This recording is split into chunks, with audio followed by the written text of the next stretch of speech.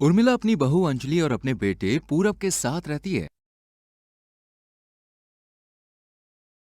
जैसी उर्मिला आलसी होती है, वैसी ही उर्मिला की बहू अंजलि भी आलसी होती है।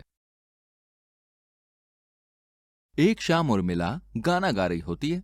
कल शाम से खाया नहीं है खाना, कोई खाना ले आओ जी। हो कल शाम से खाया नहीं है खाना, भूख लगी है तेज, अब नहीं होता हमसे इंतजार जी।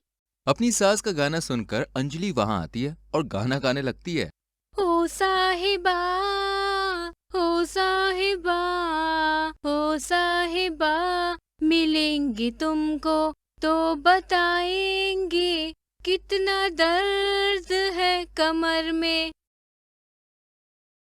बहू, तू मेरी नकल क्यों उतार रही है?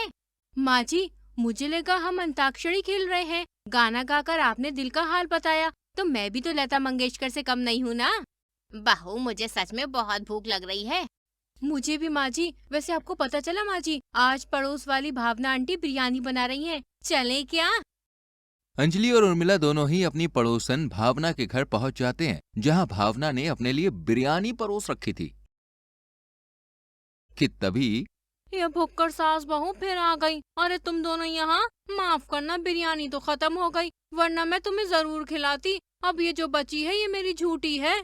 कोई बात नहीं आंटी, हम खा लेंगे। झूठा खाना खाने से आपस में प्यार बढ़ता है। आप और हम पड़ोसी थोड़ी हैं, घर वाले ही तो हैं। क्यों माँ जी?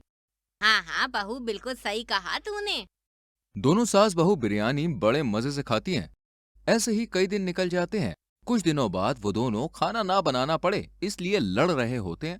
बहू, तू खाना बनाना, मैं तेरी सास हूँ।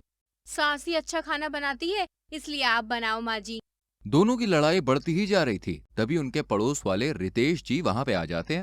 अरे उर्मिला बहन, ये मेरे घर की चाबी रख लो। मेरे बच्चे आएंगे तो उन्हें दे देना। आज मैं अपनी पत्नी के साथ बाहर खाना खाने जा रहा हूँ।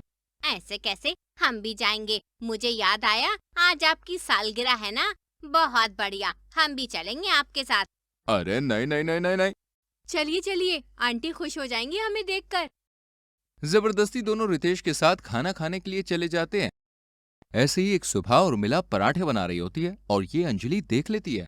चमत्कार हो गया आज तो। माँ जी पराठे बना रही हैं। माँ जी की नजर से बचकर मैं ही सफाचट कर लेती हूँ इन पराठों को। अंजलि चुपके से सारे पराठे खाने लगती है। कुछ देर बाद उर्मिला छोले भटूरे लेकर बैठ जाती है। ये देखकर अंजलि बोलती है, जब छोले भटूरे खाने थे तो पराठे क्यों बनाए? तेरे लिए, ताकि तेरा पेट भरे और मैं आराम से ये सारे छोले भटूरे खा पाऊँ। बहुत दिन निकल जाते हैं और भुक्कड़ सास बहू की भूख ही नहीं मिट रही थी। रोज का ही हो गया था अब ये तो। कुछ दिनों बाद पूरब काफी सारा खाना लेकर आता है और बिना कुछ पूरब की सोचे वो सारा खाना खत्म कर देते हैं।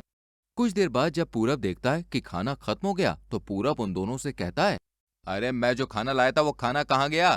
वो तो हम खा गए। हाँ, खाना तो बहुत अच्छा था, मजा आ गया। अरे क्यों खाया वो खाना? 2 दिन का खराब था, बदबू नहीं आई? माँ जी और मैं छीन के खा रहे थे, बदबू ही नहीं आई।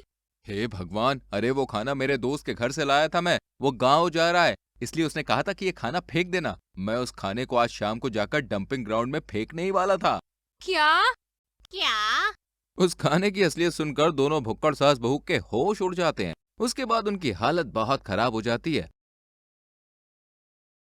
और अब वो कुछ भी खाने से पहले 100 नहीं बल्कि 1000 बार सोचते हैं।